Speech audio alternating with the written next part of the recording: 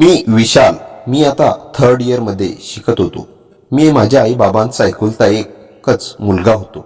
एके दिवशी आई बाबा अचानकच एका मुलीला घरी घेऊन आले. ती दिसायला फॉरेनर सारखी होती.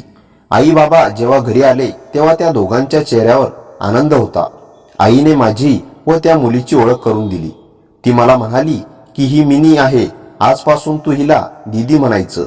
मी म्हणालो, आई ही तर विदेशी दिसते आणि ही जवळजवळ तुझ्या वयाची दिसत आहे. मी हिला दीदी का म्हणायचं? आई म्हणाली, ती विदेशीच आहे आणि तुला जर तिला दीदी म्हणायचं नसेल तर तू तिला आई म्हण. आजपासून मी सुद्धा तुझी आई आहे. आई काय बडबडत होती. मी तिला म्हणालो, आई हे काय आहे? तुम्ही हे कोणाला घरी घेऊन आहात? आता या वयात कशाला हवी आहे तुम्हाला मुलगी? मला तर बहीण नकोय. आई म्हणाली, जास्त प्रश्न करू नकोस. एक तर तू तिला दीदी म्हण किंवा आई, पण तिला नावाने हाक मारू नकोस. ती तुझ्याहून मोठी आहे. तेव्हा आई किचनमध्ये गेली आणि मिनी माझ्या जवळ आली. तेव्हा हात पुढे करत तिने मला तिची ओळख करून सांगितली. ती अगदी शुद्ध मराठी भाषेत बोलत होती. मी आश्चर्यचकित होऊन तिला म्हणालो, मिनी तू विदेशी असून एवढं शुद्ध मराठी कसं काय बोलत आहेस? मी आपलं सहजच बोलून गेलो, पण माझं बोलणं ऐकून बाबांचा मागून आवाज आला. त्यांच्या आवाजात राग होता. ते म्हणाले, विशाल जरा मर्यादा राखून बोल. आईने सांगितलं ना तुला मी तुझ्या एवढी नाहीये. तिच्याशी आदराने बोल. तिचं नाव घेऊन बोलू नकोस. तेव्हा मी तिला सॉरी म्हणून माझ्या खोलीत निघून गेलो. मी विचारलेल्या प्रश्नांचे उत्तरही तिने मला दिलं नव्हतं. ती बोलतच होती. तोच बाबांनी मला फटकारलं होतं. जाऊ देत, पण आता आमच्या घरात एक विचित्र खेळ सुरू होणार होता आणि त्यात मीही अशा प्रकारे ओढला जाईल हे मला ठाऊक नव्हतं. त्या दिवशी रात्री माझी आई माझ्या खोलीत येऊन झोपली होती व मिनी बाबांच्या खोलीत होती. बाबांनी आईला माझ्या खोलीत का पाठवलं हा जाब त्यांना विचारण्यासाठी मी त्यांच्या खोलीत गेलो. बाबांच्या खोलीचा दरवाजा उघडाच होता, पण बाबा मला आत दिसत नव्हते. ती मिनी आत बेडवर बसली होती. बाबांची खोली अशी सजवली होती जसं की त्यांचं आज लग्न झालंय. ते सगळं काय चाललंय मला काही समजत नव्हतं. मला त्या खोलीत पाहून मिनी उठून माझ्या जवळ आली. ती मला म्हणाली, छोटू तू यावेळी इथे काय करतोयस? तुझ्याशी मी नीट बोललेच नाही ना? बरं तू सकाळी काय प्रश्न करत होतास ते आता बोल. मी तिच्याशी बोलणार तोच बाबा आले. मला म्हणाले पाहून की ते, विशाल तू इथे काय करतोयस? सकाळी तुला कॉलेजमध्ये नाही जायचंय का? चल जाऊन झोप. या खोलीजवळ येण्याचा प्रयत्न करू नकोस. तू झोपलाय की नाही हे बघण्यासाठी मी पुन्हा काही वेळाने येईल. बाबांच्या खोलीत मी त्यांना जाब विचारायला गेलो होतो, पण उलट त्यांनी मला 2 शब्द सुनवून त्यांच्या खोलीतून बाहेर काढलं होतं. मी माझ्या खोलीत परत आलो. येताच मी आईला विचारलं की आई या घरात नेमकं काय चाललंय? तू त्या मुलीला तुझी जागा तुझी खोली का दिलीस? आता तर ती मला माझी बहीण वाटत नाही. आई म्हणाली, हो ती तुझी आई आहे आणि माझी बहीण आहे. सकाळी मी तुला व्यवस्थित सांगू शकले नाही, पण याबद्दल तुझ्या बाबांकडे काही बोलण्याचं धाडस करू नकोस. तुला माहित आहे ना ते किती रागीट आहेत. आईने सांगितलं की ती माझी दुसरी आई आहे. आई तर तिचं कौतुक करत होती. मी आईला म्हणालो, आई अगं तू भानावर तर आहेस ना? तू या घरात तुझी सवत आणली आहेस आणि तू तरी खुश आहेस? ती म्हणाली, बिचारी गरीब आहे, तिला मदतीची गरज होती म्हणून आम्ही तिला मदत केली. आई सरळ सरळ मला सांगत नव्हती की बाबांना ती आवडली होती आणि त्यांनी तिला थेट बायकोचा दर्जा दिला होता. आईलाही ते नातं मान्य होतं. मिनी दिसायला अगदी गौरीपान होती, परंतु ती किती जरी सुंदर असली तरी तिच्याहून सुंदर माझी आई होती. आई असतच झोपी गेली. मला तर बराच वेळ झोप आली नव्हती, पण नंतर मीही गाढ झोपी गेलो. मी सकाळी उठलो व माझा आवरून मी बाहेर आलो. आई बाहेर त्या मिनीला मला तर बराच वेळ झोप आली नव्हती, पण नंतर मीही गाढ झोपी गेलो. मी सकाळी उठलो व माझा आवरून मी बाहेर आलो. आई बाहेर त्या मिनीला आईचा नाश्ता वाढत होती. बाबांच्या चेहऱ्यावर तर एक वेगळाच आनंद दिसत होता. बाबांच्या असा वागण्याचा माझ्यावर काय परिणाम होईल याचा त्यांनी जराही विचार केला नव्हता. आज रविवार सुट्टीचा दिवस होता. बाबाही आज घरी होते. दर रविवारी माझा व आईबाबांचा बाहेर कुठेतरी फिरायला जाण्याचा प्लॅन असायचा. पण आज बाबा मिनीला घेऊन बाहेर गेले होते. ते दोघे बाहेर जाताच मी आईला विचारलं की आई, मिनी तुला कुठे भेटली आणि तिने येताच तुझी जागा का घेतली आहे? त्यावेळी आई म्हणाली की ती सुद्धा तुझी आई आहे. आता तू एवढंच ऐक, जास्त प्रश्न करू नकोस. होईल तेवढं लवकर तू तिची आई म्हणून स्वीकार कर. एवढं बोलून आई तिच्या कामात गुंतली. जवळजवळ 3-4 तासानंतर बाबा व मिनी मार्केटमधून घरी आले होते. बाबांच्या हातात खूप साऱ्या शॉपिंग बॅग होत्या. त्यात सगळी मिनीची शॉपिंग होती. घरात तिचे कपडे येताच आईने तिच्या खोलीतील कपाट खाली केलं व आईने तिच्या साड्या माझ्या कपाटात ठेवल्या व मिनीचे कपडे तिने तिच्या व बाबांच्या कपाटात ठेवले. असेच दिवस जाऊ लागले. आई हळूहळू घराच्या मालकिनीवरून मिनीची मोलकरीण होत होती हे तिला लक्षात येत नव्हतं. अधूनमधून एखादं दुसऱ्या रविवारी आई मला घेऊन बाहेर जायची. ती मुद्दाम सुट्टीच्या दिवशी घरी थांबत नसायची. बाबांना व मिनीला वेळ मिळावा म्हणून आईचं ते सगळं चाललं होतं. एके दिवशी रात्री आई माझ्या शेजारी झोपली होती. गेल्या 15 दिवसापासून आई माझ्या खोलीतच झोपत होती. मध्यरात्री मला कोणाचा तरी आवाज येऊ लागला. आवाज ऐकून जेव्हा मी उठून बसायलो तेव्हा तो आवाज अचानक शांत झाला. मला आईची हालचाल जाणवत होती. दुसऱ्या दिवशी सकाळी मी आईला विचारलं की आई, तुला रात्रीची झोप येत नाही का? तेव्हा ती म्हणाली, मी तर माझ्या वेळेत झोपते व वेळेत उठते. तुझ्यात झोपण्याचा टायमिंग वाढत चाललाय. तेव्हा आई म्हणाली, विशाल, आपल्याला काही दिवसांकरिता तुझ्या मामाकडे जायचं आहे. तू तुझी बॅग भरून ठेव, आपण संध्याकाळी निघूया. तेव्हा मी आईला सरळ नाही म्हणालो, कारण आमच्या कॉलेजमध्ये येत्या काही दिवसात ॲन्युअल फंक्शन सुरू होणार होते आणि मला ते मिस करायचे नव्हते. मी नाही येत म्हटल्यावर आई म्हणाली, काही हरकत नाही, मी जाऊन येते. आई जेव्हा मामाकडे जायला निघाली तेव्हा बाबा तिला सोडायलाही गेले नव्हते. त्यांच्यात काही वाद झाले होते की काय काही कळत नाही. दिवसा मी कॉलेजमध्ये असायचो त्यामुळे मला त्या दोघांमधील वादाबद्दल काही माहीत नव्हतं. मिनीला मी त्याच्याबद्दल वादाबद्दल विचारलं तेव्हा ती म्हणाली की त्यांच्यात काहीही वाद झाले नाही. आई तिच्या माहेरी गेल्यानंतर घरात आम्ही तिघेजण होतो. आई गावी गेली तरी दुसरी आई घरी होती. पुढच्या 2 दिवसांनी कॉलेजमधील ॲन्युअल फंक्शन सुरू झाले. ते कॉलेज माझ्यासाठी नवीन होतं त्यामुळे मला कॉलेजमधील एकही फंक्शन मिस करायचं नव्हतं. आज आमच्या कॉलेजमध्ये सगळ्या फर्स्ट इयरच्या विद्यार्थ्यांचं त्यांच्या पालकांसोबत स्वागत केलं जाणार होतं. मी फर्स्ट इयरला होतो आणि आई तर घरी नव्हती. त्यामुळे बाबांना म्हणालो की तुम्ही माझ्यासोबत कॉलेजमध्ये याल का? बाबांनी आदल्या दिवशी मला होकार दिला होता, पण ते सकाळी लवकर उठून ऑफिसला निघून गेले. मी त्यांना फोन केला तर ते म्हणाले की माझी महत्त्वाची मीटिंग आहे, मला यायला जमणार नाही. नंतर कधीतरी येऊन मी तुझ्या शिक्षकांची भेट घेईन. बाबांनी मला नाराज केलं होतं. माझ्या सगळ्या मित्रांचे आई वडील वेगवेगळ्या वेशभूषा करून येणार होते आणि माझ्या घरून माझे एकही पालक येणार नव्हते. मी नाराज होऊन सोफ्यावर बसून होतो तेव्हा मिनी माझ्याकडे नाश्ता घेऊन आली. मी नाश्ता करत नव्हतो त्यावरून तिला समजलं की माझा मूड खराब आहे. ती मला म्हणाली की काय झालंय? मी तिला सगळं काही सांगितलं. तेव्हा ती म्हणाली की तू विशाल, तू मला तुझी आई म्हणत नसला तरी मी तुझी आई आहे. तुला काही हरकत नसेल तर मी तुझ्यासोबत कॉलेजमध्ये यायला तयार आहे.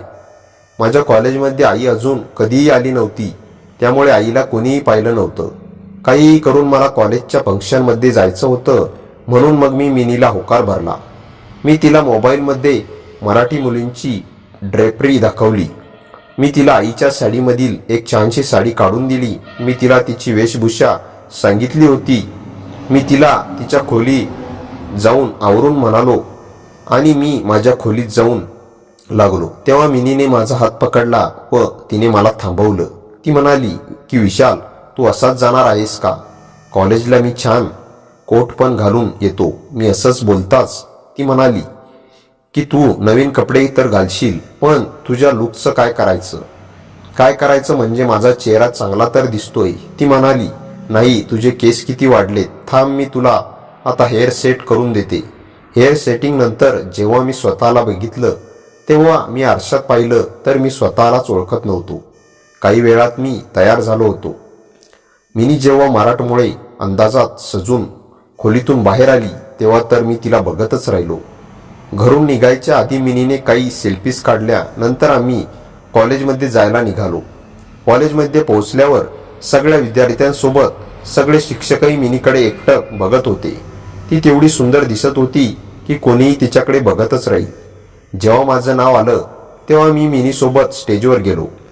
आम्ही स्टेजवर येताच सगळी मुलं जोरजोराने ओरडू लागली.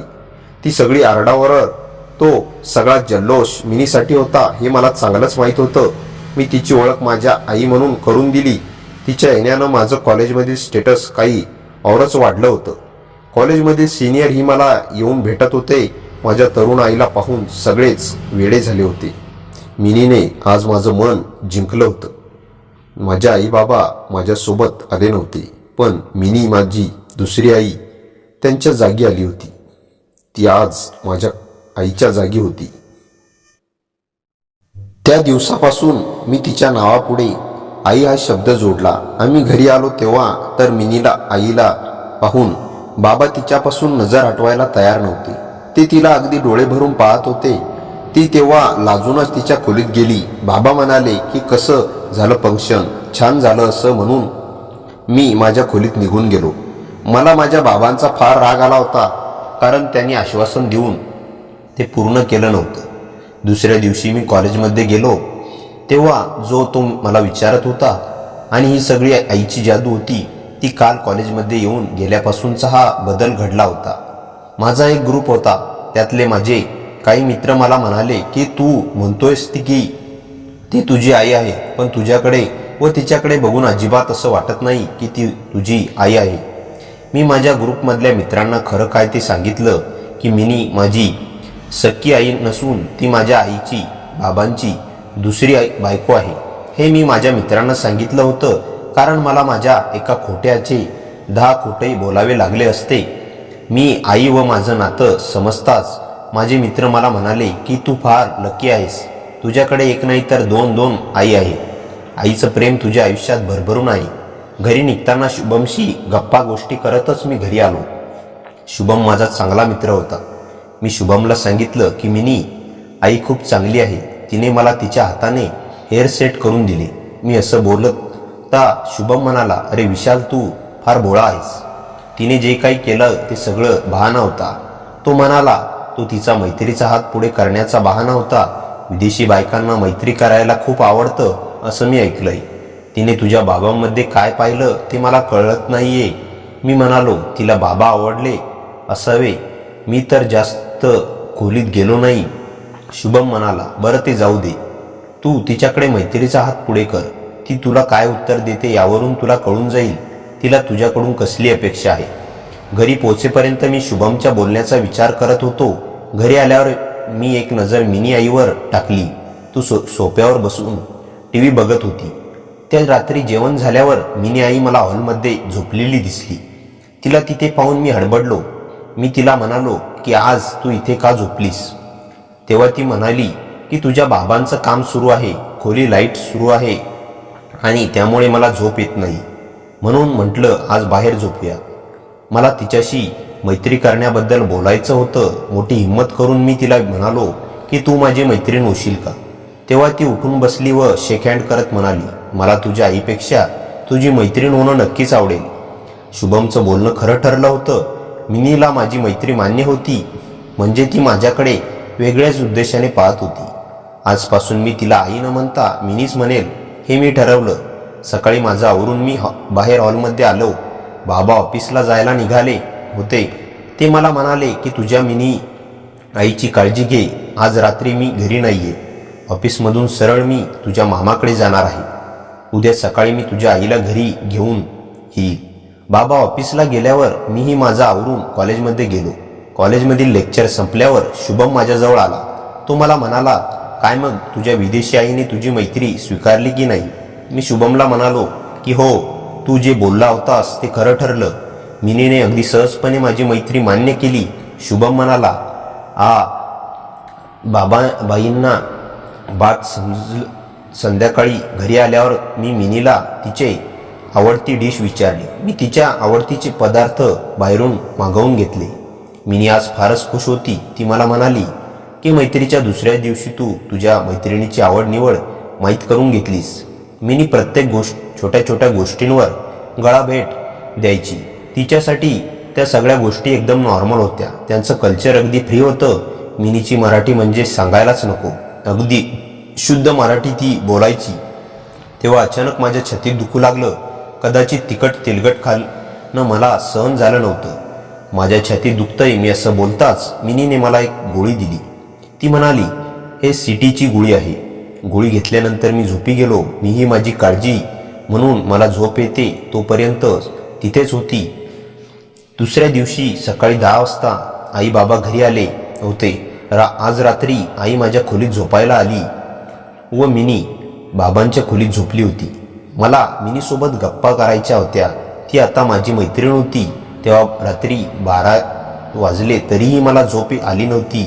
तेव्हा मला अचानक फुसफुसण्याचा आवाज येऊ लागला. मी हळूच उठून आईच्या दिशेने जाऊ लागलो. तिच्यावर नजर टाकली तेव्हा मी पाहिलं आईचे डोळे बंद होते, पण तिच्या डोळ्यातून अश्रू वाहत होते. मी तेव्हा हळूहळू आवाज न करता माझ्या खोलीतून बाहेर आलो. आईला तिच्या माहेरच्या माणसाची आठवण येत असावी. थोडा वेळ रडून ती शांत होईल हे मला माहीत होतं. आज मला बाबांच्या खोलीत डोकावून बघायचं होतं. मिनी व बाबांवर मला एक नजर मारायची होती. त्यामुळे मी बाबांच्या खोलीजवळ गेलो आणि मी त्यांच्या खोलीचा कानोसा घेतला. आतून मला मिनीचा रडण्याचा आवाज येत होता.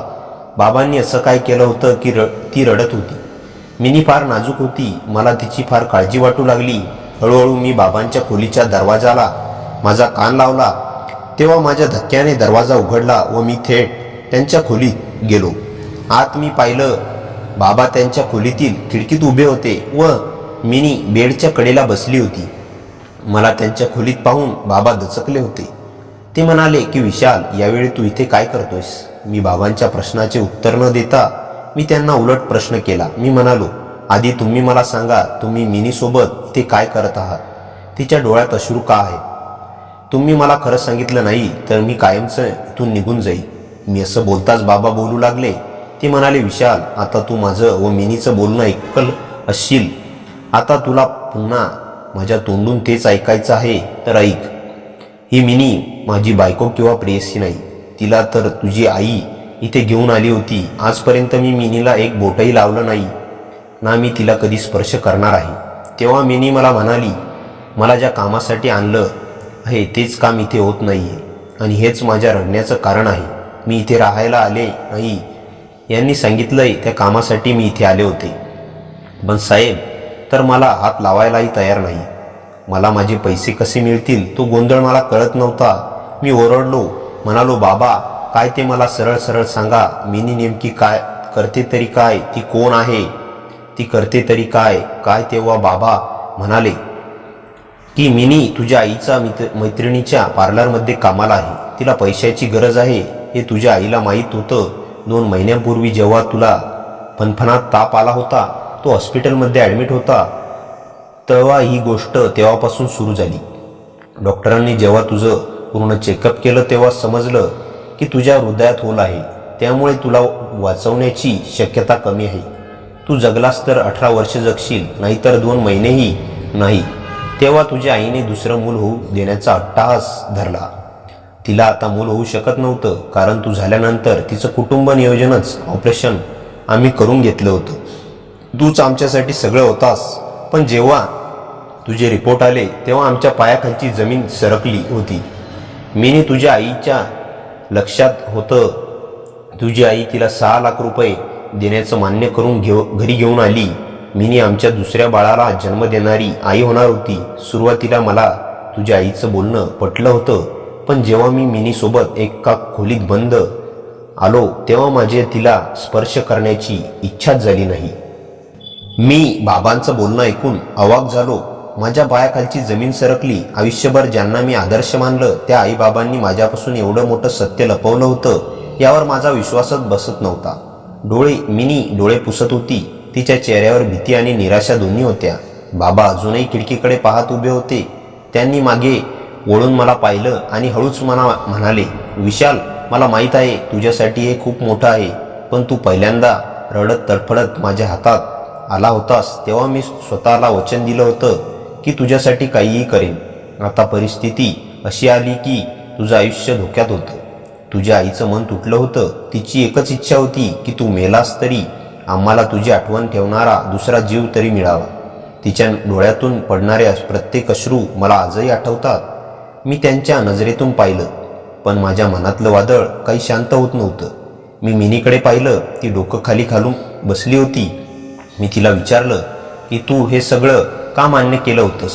तेव्हा ती हलक्या आवाजात म्हणाली, विशाल, माझ्याकडे पर्यायच नव्हता. मला पैशांची गरज होती. आई वडील नाहीत, नोकरी पार्लरची, राहायला भाड्याचं खोली, एक वेळच जेवणही जमत नव्हतं. तुझ्या आईने मला सांगितलं की मला या घरात फक्त 9 महिन्यासाठी राहायचं आहे. मला काही चुकीचं करायला लावणार नाहीत आणि माझ्या पोटात वाढणाऱ्या मुलांची ती पूर्ण जबाबदारी घेतील. पण जेव्हा मी इथे आले तेव्हा मला अपेक्षित होतं की ते मला परकी म्हणून नाही तर एखाद्या नात्याने स्वीकारतील. पण साहेब तर मला हाताला हात लावायलाही तयार नाही. मी इथल्या खोलीत एकटीच बसून रडते. मला फक्त माझे पैसे हवे आहेत. तुझ्या आईला दिलेलं वचन मी पाळेन, पण मला हे सगळं जगणं जड जातंय. तिच्या डोळ्यातून पुन्हा अश्रू येऊ लागले. काही क्षणासाठी खोलीत शांतता पसरली. मी बाबाकडे पाहिलं. मी म्हणालो, बाबा, तुम्ही माझ्यासाठी इतकं मोठं पाऊल उचललं, पण आईच्या मनात काय सुरू होतं? ती माझ्या खोलीत येऊन का झोपते? ती रात्री का रडते? बाबा हळूच बसले आणि म्हणाले, विशाल, तुझ्या आईचं मन खूप कोमल आहे. तिला मिनीचा हेवा वाटतो, पण तिला द्वेषही करत नाही. ती तिला बहिणीसारखे मानते. एकीकडे ती तुझ्या जीवाला घाबरते, दुसरीकडे ती स्वतःला दोष देते की तिला दुसरं मूल होऊ शकत नाही, म्हणूनच ती रात्री रडते. बाहेरून ती मजबूत दिसते, पण आतून तुटत चालली आहे. मी थोडा वेळ काही बोलू शकलो नव्हतो. मिनी हळूच उठली आणि माझ्याजवळ आली. ती म्हणाली, विशाल, मी तुझ्याशी मैत्री केली ती खोटं नव्हतं. मी तुझ्याशी मनाने जोडली गेले. मला माहीत नव्हतं तू एवढा चांगला निघशील. मला वाटलं तू मला तिरस्कार करशील, पण तू कधीच केलास नाहीस. तेव्हा मी तिच्या डोळ्यात पाहिलं. तिच्या नजरेत वेगळंच सत्य होतं. तिने हळूच माझ्या हातावर हात ठेवला. बाबा ते पाहून थोडे मागे सरकले. त्यांना ही जवळीक आवडत नव्हती, पण त्यांनी काही बोललं नाही. मी तिला हात सोडवून घेत शांतपणे म्हटलं, मिनी, माझं आयुष्य तुझ्यामुळे बदललं हे खरं आहे, पण मला आता फक्त एकच जाणून घ्यायचं आहे की पुढे काय होणार. तुझ्या आणि या घराचा संबंध नेमका काय? मी शांत राहिली. ती काहीतरी बोलणार होती. तोच अचानक माझ्या खोलीतून आईचा आवाज आला, विशाल, तू कुठे आहेस? मी दचकलो. बाबा आणि मिनीही ताठ झाले. आईला हे सगळं अजून माहीत नव्हतं. मी दाराकडे वळणार इतक्यात बाबा म्हणाले, विशाल, थांब जरा. आज तुझ्या आईला काहीच सांगायचं नाही. योग्य वेळ येईल तेव्हा मी सांगेन. आई दरवाजाजवळ आली होती. मी लगेच बाहेर आलो आणि म्हणालो, काही नाही आई, मला पाणी प्यायला आलो होतो. आईने माझ्या डोळ्यात पाहिलं. तिच्या डोळ्यात वेदना होती आणि मला खोटी बोलताना पाहून ती अजूनच शांत झाली. त्या रात्री मी माझ्या खोलीत पडलो, पण मला झोप आली नाही. बाबांचं सत्य, मिनीचं दुःख, आईचं तडफडणं, हे सगळं मला माझ्या मनात वादळासारखं फिरत होतं. आणि त्याहून मोठं वादळ म्हणजे पुढे माझ्या आयुष्यात काय होणार होतं. मिनी माझ्या बाबांची नव्हती. ती इथं वेगळ्याच कारणाने होती, पण तिचा माझ्याशी वाढता संबंध, तिचं वेड्यासारखं माझ्याकडे आकर्षित होणं, हे सगळंच आता एका नवीन वळणावर जाणार होतं. कदाचित चांगलं, कदाचित धोकादायक, पण पुढचा दिवस माझ्यासाठी आयुष्य बदलणारा ठरणार होता हे मला अजिबात माहीत नव्हतं. बाबांच्या त्या शब्दांनी माझ्या पायाखालची जमीन सरकली. मी मिनीकडे पाहिलं. तिच्या चेहऱ्यावर वेदना, राग, लज्जा सगळंच मिसळलेलं होतं. मला तिची दया वाटावी की तिच्यावर राग यावा काहीच समजत नव्हतं. बाबा म्हणाले की विशाल, तुझ्या आईची इच्छा होती की तुझ्याकरता आपण अजून एक मूल घ्यावं, पण तुझ्या जाण्यानंतर आम्ही कसं जगू? आम्हाला आमचं आयुष्य कुठे एकटे घालवायचं नव्हतं, पण मला हे काही झेपत नव्हतं. मी ओरडलो, हे काय वेडेपण आहे बाबा? माझ्या जगण्याची हमी नाही म्हणून तुम्ही दुसरं मूल घेणार, आणि तेही अशा प्रकारे? मिनी रडत होती. ती म्हणाली, मला वाटलं होतं मला इथे येऊन एक कुटुंब मिळेल, पण इथे आल्यापासून मला केवळ अवघडल्या नजरा, उत्तर नसलेलं प्रश्न आणि न सांगितलेले करार दिसत होते. माझ्या कुटुंबाच्या गरजेपोटी मी हो म्हटलं खरं, पण मी एखादी वस्तू नाहीये की ज्याला पैसे देऊन तुम्ही तुमच्या आयुष्यात बसवून घ्याल. मी हळूच मिनीजवळ गेलो आणि पहिल्यांदाच मला तिच्यावर राग आला नाही. तीही एका भावनिक व्यापारात अडकली होती. मी बाबांकडे वळून म्हणालो, तुम्ही दोघांनी मला कधी सांगितलंच नाही की माझ्या हृदयाचा आजार एवढा गंभीर आहे. तुम्ही मला का नाही सांगितलं? मी माझ्या मृत्यूला घाबरलेलो नाही, पण मला हे जाणणं गरजेचं होतं. बाबा काही बोलले नाहीत. त्यांच्या डोळ्यात अपराधाची छटा स्पष्ट दिसत होती. त्या रात्री आम्ही तिघेही खोलीत शांत बसलो. मिनी नाक चोळत होती, बाबा वारंवार डोळे पुसत होते आणि मी धक्क्यात बधीर झालो होतो.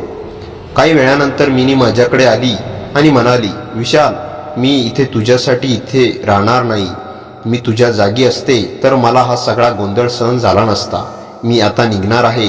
तेव्हा मी म्हणालो, नाही, तू निघू नको, कारण या घरात कितीही गोंधळ असला तरी तू कुणाचीही चूक नाहीस. हे प्रकरण माझ्यासाठी सुरू झालं, पण त्यात जास्त त्रास तुला सहन करावा लागला. बाबाही मला म्हणाले की विशाल, आम्ही चूक केली. तुझ्या आईचं ज्या वेदनेने हा विचार केला ती वेदना खरी आहे, पण याचा अर्थ असा नाही की आम्ही तुला कधी सत्य सांगणार नाही. उद्या सकाळी आपण तुझ्या डॉक्टरांकडे जायचंय. हे जे काही खरं आहे ते तुझ्यासमोर सांगितलं जाईल. त्या रात्री मिनी तिच्या खोलीत जाऊ लागली. बाबा खिडकीत उभे राहिले. मी माझ्या खोलीत आलो तर माझी आई जागी होती. ती दाराजवळ उभी होती. मला पाहताच तिचे डोळे पाण्याने भरून गेले. मी तिला पहिल्यांदा पाहिलं की तिचं हृदय तुटलं होतं. ती माझ्याजवळ येऊन म्हणाली, विशाल, मला माफ कर. मी तुला गमावण्याच्या भीतीने वेड्यासारखी वागले. मिनीला घरी आणणं, तिच्याकडून मूल मागणं हे सगळं चुकीचं होतं. पण आईचं हृदय कधी कधी चुकीच्या भीतीतून निर्णय घेतं. मी आईला मिठी मारली. तिचा देह थरथरत होता. मी काही बोललो नाही, कारण त्या क्षणी शब्दांनी दुखणं कमी होणार नव्हतं. दुसऱ्या दिवशी सकाळी आम्ही तिघे, मी, आई आणि बाबा डॉक्टरांकडे गेलो. डॉक्टरांनी माझे रिपोर्ट्स पुन्हा तपासले. डॉक्टर म्हणाले की विशाल, तुझ्या हृदयात एक छोटं होल आहे, पण ते जन्मजात आहे आणि ते धोकादायक नाहीये. ते पूर्ण आयुष्य जगू शकतोस. तुला कोणत्याही मोठ्या उपचाराची गरज नाहीये. हे ऐकून माझ्या आईच्या पायाखालची जमीन सरकली. तिच्या डोळ्यात पाणी साचलं. बाबा खुर्चीत बसले तसेच थिजले. ते म्हणाले, म्हणजे आम्ही भीतीने एवढं सगळं केलं? डॉक्टर म्हणाले, हो. चुकीच्या माहितीच्या आधारावर, तुमच्या भीतीमुळे तुम्ही घरात जे गुंता तयार केला त्यातलं एकही पाऊल आवश्यक नव्हतं. आम्ही घरी आलो तेव्हा घरात पूर्ण शांतता होती. मिनी हॉलमध्ये बसली होती. तिची बॅग भरलेली होती. ती निघायला तयार होती. मी तिच्यासमोर उभा राहिलो. ती म्हणाली, विशाल, मला माफ कर. मी येताना विचार केला होता की हे घर मला स्वीकारेल, पण जे घडलं ते मी तिला थांबवलं. मी म्हणालो, मिनी, तू इथे राहू शकतेस, पण तुला कोणी बंधनात अडकवणार नाही. तुझं आयुष्य तुझं आहे. पण एक गोष्ट सांग, तू इथे राहशील का फक्त कारण तुला घराची गरज आहे, की कारण तुला आम्ही हे लोक महत्वाचे वाटू लागलोय? मिनी उठली. ती माझ्या डोळ्यात पाहत म्हणाली, विशाल, मला पैशांची गरज होती म्हणून मी होकार दिला. पण जेव्हा तू मला तुझी आई म्हणालास, जेव्हा तू माझ्यासाठी कॉलेजमध्ये उभा राहिलास, जेव्हा तू मला मैत्री दिलीस, तेव्हा पहिल्यांदाच मला जाणवलं की एखाद्या घरात राहणं म्हणजे व्यक्त करार नसतो. मी हळूच असलो, तीही असली. आई तिच्याजवळ आली. तिने पहिल्यांदा मिनीचा हात हातात घेतला. आई म्हणाली, तुला इथं बायको म्हणून नाही तर तुला माणूस म्हणून जागा आहे. तू राहशील तर मलाही बरे वाटेल. बाबा शांत होते, पण त्यांच्या चेहऱ्यावरचं बरं वाटेल. बाबा शांत होते. वजन हळूहळू कमी होत होतं. मिनीने तिची बॅग सोफ्यावर ठेवली. ती म्हणाली, मी राहते, पण आता इथं कुणाचं काही गुपित नसेल. या घरात एक नव्याने सुरुवात होणार होती, जिथे भीती, गुपित आणि चुकीचे निर्णय नव्हते. फक्त सत्य, विश्वास आणि माणुसकी होती. आणि त्या नव्या घरात मिनी एका कराराची स्त्री नव्हती. ती आमच्या कुटुंबाचा एक भाग बनत होती. त्या दिवसानंतर घरातलं वातावरण बदलत चाललं होतं. मिनी आता घरात राहत होती, पण आधीसारखी दडपलेली, घाबरलेली नव्हती. ती हळूहळू खुलत चालली होती. आई तिच्याशी नीट बोलू लागली होती. बाबा तिचा आदर करत होते आणि मी तिच्याकडे आता वेगळ्याच नजरेने बघू लागलो होतो. एकदा संध्याकाळी मी टेरेसवर बसलो होतो. थंड वारा वाहत होता. मिनी चहा घेऊन माझ्याकडे आली. ती नेहमीसारखी साधी साडी घातलेली, केस अर्धे बांधलेले, पण तिच्या चेहऱ्यावर एक सौम्य शांतता होती. ती माझ्या बाजूला बसली आणि म्हणाली, विशाल, तू खूप बदललास. आधी रागात, गोंधळात होतास, पण आता शांत दिसतोस. मी हलकं असलो आणि म्हणालो, हो, कारण आता सगळं स्पष्ट झालंय. आधी सगळं छायेत होतं, भीतीत होतं, आता तसं काही नाही. मिनीने चहाचा कप माझ्याकडे दिला. तिचे बोटं माझ्या बोटांना लागले. एवढं छोटं स्पर्श होतं, पण त्या स्पर्शात काहीतरी होतं. मी कप घेतला, पण माझी नजर तिच्यापासून हलत नव्हती. तीही माझ्याकडे काही सेकंद निरखून पाहत राहिली. तिचे मोठे डोळे स्वच्छ आणि काहीतरी बोलणार होते. अचानक ती नजरा चुकवत म्हणाली, विशाल, मला एक सांग, तू खरंच माझ्यावर रागावलायस का? मी म्हणालो, नाही मिनी, खरं सांगायचं तर आजकाल राग येणं बंदच झालंय. उलट तुझ्यासोबत असताना मन शांत होतं. ती हे ऐकून लाजली. तिच्या गालावर हलका गुलाबी रंग चढला. ती म्हणाली, मला वाटतं तू माझ्याशी मनाने जोडला गेला आहेस. मी हळूच तिच्या जवळ सरकलो. मी म्हणालो, मलाही तसंच वाटतंय. आधी तुझ्याबद्दल फक्त सहानुभूती होती, पण आता जे वाटतंय अगदी वेगळं आहे. ती स्तब्ध झाली. वाऱ्याची झुळूक तिच्या केसांतून फिरत होती आणि तिच्या नजरेत एक हलकासा कंप होता. मी तिचा हात माझ्या हातात घेतला. ती दचकल्यासारखी झाली, पण हात मागे घेतला नाही. म्हणालो, मिनी, मी तुला कुणी आणलेलं, कुणाच्या कारणाने आलेली मुलगी बघत नाही. आता मी तुला फक्त तू म्हणून बघतो. मिनी शांतपणे माझ्या डोळ्यात पाहत म्हणाली, विशाल, माझ्या आयुष्यात मला कधीच कुणी असं आदरानं, असं प्रेमानं पाहिलं नव्हतं. तू माझा मित्र आहेस, माझा आधार आहेस, आणि कदाचित माझं हृदय ज्या दिशेने ओढ घेतंय त्या दिशेने तूच आहेस. तिचे शब्द ऐकताच माझं हृदय धडधडू लागलं. मी तिला हलकसं जवळ ओढलं. ती माझ्याजवळ खूप शांतपणे आली. आमच्यातलं अंतर इतकं कमी झालं की तिचा श्वास माझ्या चेहऱ्यावर जाणवत होता. मी हळूच विचारलं, मिनी, मी तुला आवडतो का? ती हलक्या आवाजात म्हणाली, हो, खूप. कदाचित माझ्या आयुष्यात पहिल्यांदाच एखादा माणूस मला माणूस म्हणून दिसतोय. मी हसत तिच्या गालावर हात ठेवला. ती हळूच डोळे मिटले. माझा अंगठा तिच्या गालावरून फिरला आणि ती हलकसं थरथरली. मी तिच्याजवळ झुकलो आणि तिच्या कपाळावर हलकं, खूप हळूवार चुंबन दिलं. तिच्या श्वासात ऊब आली. तिच्या ओठावर एक छोटंसं स्मित उमटलं. ती हळूच माझ्या खांद्यावर डोकं ठेवून बसली. त्या क्षणी वेळ थांबला होता. दोन तुटलेल्या जीवनांना पहिल्यांदाच एकमेकांत शांती, आपलेपणा आणि प्रेम जाणवत होतं. त्या टेरेसवर संध्याकाळी आम्ही दोघं कुटुंबाच्या गोंधळाच्या पलीकडे, सत्य असत्याच्या पलीकडे फक्त दोन मन म्हणून भेटलो होतो, आणि त्या भेटीतून सुरू झालं. तर मित्रांनो, कथा कशी वाटली कमेंटमध्ये नक्की सांगा. कथेला जास्तीत जास्त लाईक करा आणि हाईप या बटनावर क्लिक करायला विसरू नका. आणि आपल्या मित्रमैत्रिणींमध्ये शेअर करा. आणि हो, चॅनलवर नवीन असाल तर चॅनलला सबस्क्राईब करायला विसरू नका. भेटूया पुन्हा अशाच इंटरेस्टिंग आणि धमाकेदार कथेसह. तोपर्यंत हसत रहा, खुश रहा. धन्यवाद.